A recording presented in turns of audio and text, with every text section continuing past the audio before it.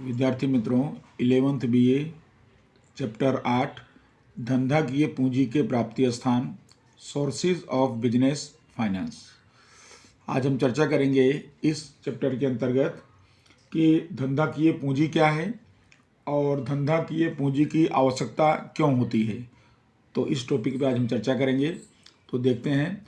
सबसे पहले तो आप समझिए कि औद्योगिक क्रांति के दौरान विज्ञान और तकनीकी क्षेत्र में अनेक संशोधन हुए और अनेक संशोधनों के कारण जो है उत्पादन क्षेत्र में यांत्रिकीकरण अमल में आए, जिसके परिणाम स्वरूप इकाई का कद बढ़ा और प्रत्येक कार्य के लिए विभिन्न निष्णातों, यहाँ पर निष्णात शब्द दिया गया है, तो निष्णात यानी जो किसी विषय में जानकार हो या किसी विशेष विषय का जानकार हो, तो ऐसे जो है निष्णातों की आवश्यकता पड़ी।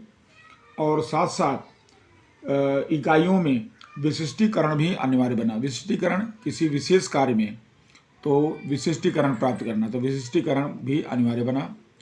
और इसके अलावा जो इकाइयों का उत्पादन था वह बड़े पैमाने पर होने लगा, तो बड़े पैमाने पर उत्पादन में वृद्धि होने लगी। और जब बड़े पैमाने पर वृद्धि में जो है उत्पादन में वृद्धि हुई, तो साथ साथ में पूंजी निवेश की जरूरत पड़ी। और पूंजी निवेश भी कैसे? बड़े पैमाने पर पूंजी निवेश की आवश्यकता हुई। और ऐसे में ये अधिक पैमाने पर पूंजी किसी एक व्यक्ति या समूह द्वारा पूंजी निवेश करना या जोखिम उठाना ये असंभव हो गया। और इस वजह से धंधाकीय व्यवस्था का कंपनी का स्वरूप अस्तित्व में आया। तो कंपनी का स्वरूप जो है वह अस्तित्व में अधिक पैमाने पर उत्पादन और अधिक पैमाने पर पूंजी निवेश की वजह से कंपनी स्वरूप का अस्तित्व आया। तो इस तरह से इसके साथ साथ वित्त या अर्थ के विभिन्न प्राप्ति स्थानों भी अस्तित्व में आए। अब देखते हैं धंधाकीय पूंजी। धंधाकीय पूंजी क्या है?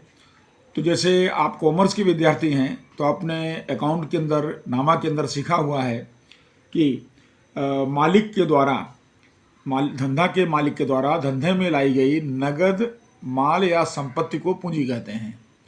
तो जो आपने नामा में पढ़ा है, अकाउंटेंसी में पढ़ा है, वो परिभाषा पूंजी की सीमित है। लेकिन जब आप वाणिज्य संचालन में इसकी परिभाषा पढ़ेंगे तो यहाँ पर आपको मालिकी की पूंजी जो है, जैसे मालिक द्वारा लाया गया नगद माल या संपत्ति, वो तो है ही, उसके उपरांत उधार ली हुई रकम का भी समावेश होता है। यानी पूंजी के रूप में अगर मालिकों ने उधार रकम भी कहीं से लिया है तो उसको भी पूंजी ही गिना जाएगा। किस तरह से मालिकी की पूंजी और उधार की पूंजी दोनों मिलाकर के जो बने वो कुल पूंजी कही जाती है। ये वाणिज्य के परिभाषा के आधार पर या वाणिज्य के नियम के अनुसार। अब आता है पूंजी की परिभाषा। आप दे सकते हैं कि पूंजी अर्थात धंधे की वित्तीय आवश्यकताओं को संतुष्ट करने के लिए निर्मित कोष। तो निर्मित कोष को क्या कहते हैं? हम पूंजी कहते हैं। तो आपने देखा कि धंधाकीय पूंजी का नामा के अर्थ में सीमित अर्थ है, लेकिन अगर वाणिज्य के दृष्टि से देखें तो इसका जो है अर्थ विस्तृत है या विशाल है। अगला टॉपिक आता है धंधाकीय पूंजी की आवश्यकता। अब धंधाकीय पूंजी की आवश्यकता समझाने के लिए धंधा की इकाई की प्रत्येक प्रवृत्तियों को असरकारक रूप से सफल बनाने के लिए पूंजी अत्यंत आवश्यक है। पूंजी की आवश्यकता तय करने के लिए निम्नलिखित पॉइंट आप देखिए तो आपको समझ में आएगा। पहला पॉइंट है धंधा की स्थापना करने के लिए। अब धंधा की इकाई जब उसकी स्थापना होती है तो उसके समय तमाम खर्च करने पड़ते हैं, जैसे कि प्राथमिक और विस्तृत जांच करना, उसके लिए खर्च, रजिस्ट्रेशन करवाना, उसके लिए खर्च, और रजिस्ट्रेशन का प्रमाण पत्र करवाना प्राप्त करना, दस्तावेज तैयार करवाना, कानूनी निष्णातों से सलाह लेना, उसके लिए चुकाई गई फीस, रजिस्ट्रेशन फीस। तो ये सारे खर्चे जो पूरे करने हैं वो खर्चे कहाँ से आएंगे? तो उसके लिए हमारे पास धंधाकीय पूंजी है, तो उसमें से पैसा हम लगाएंगे।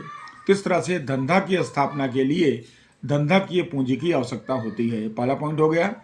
दूसरा पॉइंट आप देखिए, तो दूसरे पॉइंट के अंतर्गत आपको बताया गया इसके अंदर कि धंधाकीय इकाई के अंदर यहाँ पर बताया गया कि अस्थाई संपत्तियों को क्रय करने के लिए, तो अस्थाई संपत्तियों को क्रय करने के लिए जिसमें दीर्घकालीन अवधि की संपत्तियां हैं, जैसे जमीन है, मकान है, यंत्र है, वाहन है, इनके लिए बहुत बड़े पैमाने पर पूंजी की जरूरत पड़ती है। और अधिक पैमाने पर पूंजी की जरूरत पड़ती है या रोकड़ की जरूरत पड़ती है, तो ऐसी स्थिति में अस्थाई संपत्तियों को खरीदने के लिए धंधाकीय पूंजी अनिवार्य हो जाती है। और यहाँ आपको ये भी बताना है कि अस्थाई संपत्ति यानी दीर्घ अवधि के लिए संपत्तियों में किया गया निवेश, लंबे समय के लिए संपत्तियों में किया गया निवेश यानी क्या कहा जाएगा, अस्थाई संपत्ति। तो ऐसी अस्थाई संपत्तियां, जमीन, मकान, यंत्र, वाहन, ऐसी इत्यादि जो संपत्तियां हैं, उनके लिए भी धंधाकीय पूंजी की आवश्यकता पड़ती है। अगला पॉइंट है दैनिक संपत्तियों के लिए।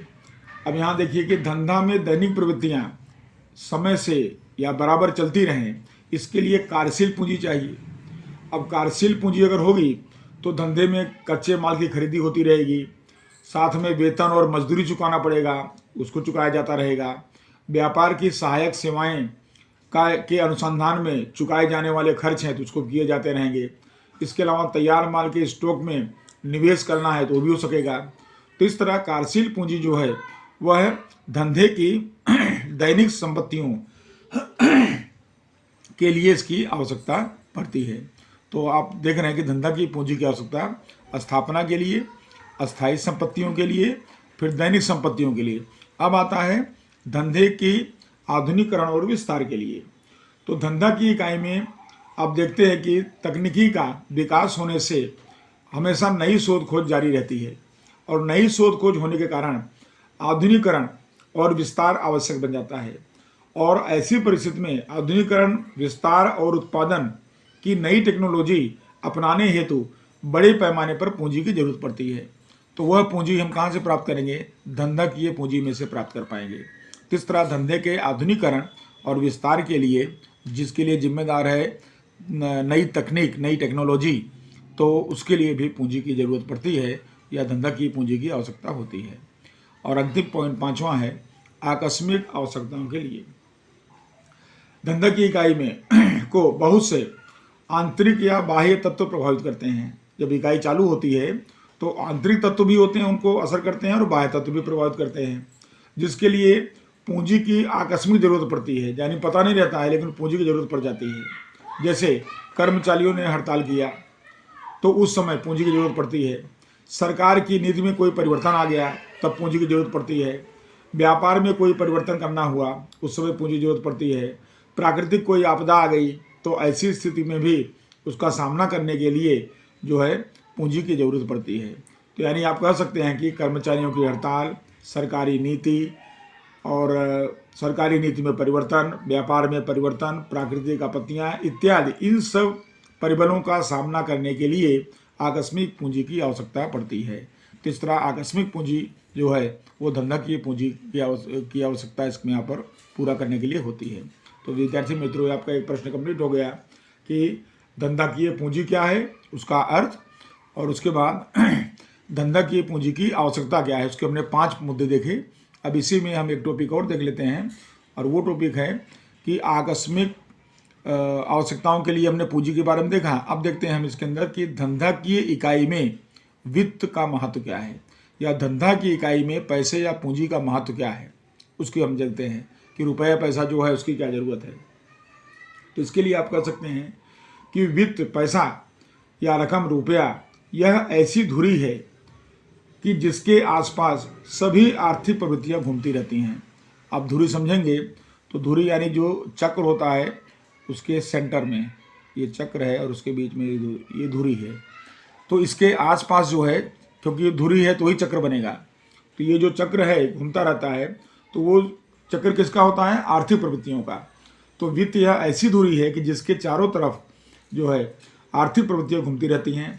धंधा की पूंजी तो धुरी के समान हो गया। उसके बाद धंधा की पूंजी यह मानव शरीर के रक्त के साथ तुलना इसकी कर सकते हैं। जिस तरह मानव शरीर में रक्त का महत्व है, आपको पता है अच्छी तरह से कि मानव शरीर में जितना रक्त का महत्व होता है उतना ही महत्व धंधा की इकाई में वित्त का होता है। अगर रक्त वाहिनियाँ में बराबर रक्त ना पहुँचे तो शरीर में परेशानी हो सकती है, शरीर में दुर्बलता आ सकती है, कमजोरी आ सकती है। तो ऐसी परिस्थिति में जो रोल ब्लड का है शरीर के साथ, वही रोल है वित्त का, पैसे का, किसके साथ? धंधे के साथ। ऐसा आप बता सकते हैं।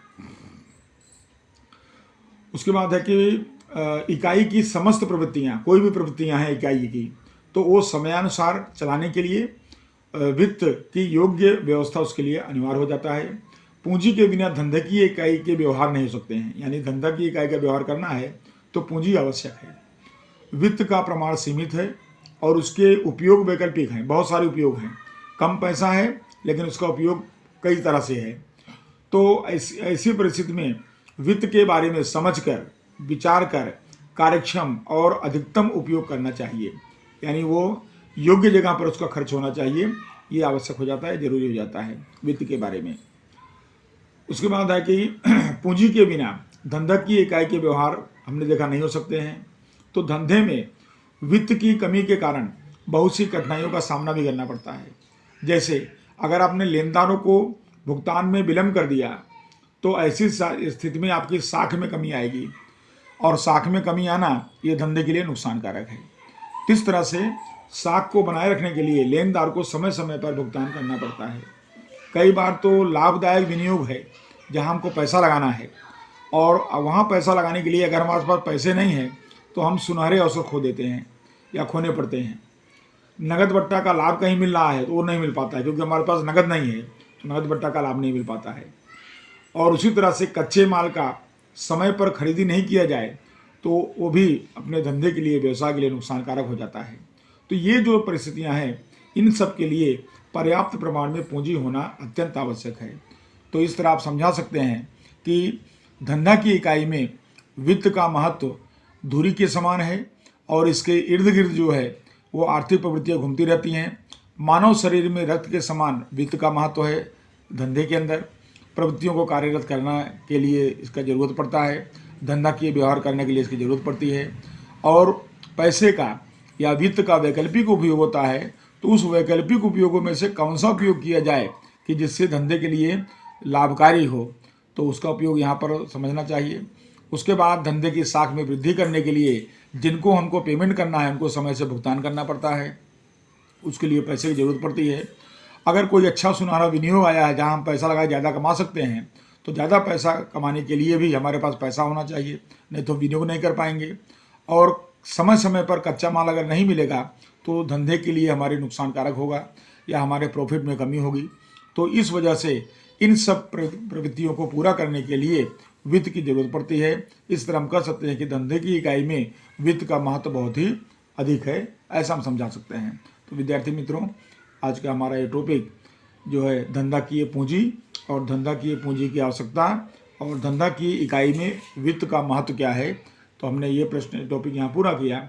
और अगले लेक्चर में हम सीखेंगे मालिकी स्वरूप के कोष। तो मालिकी स्वरूप की पूंजी क्या क्या होती है उसके बारे में हम समझेंगे। नमस्कार।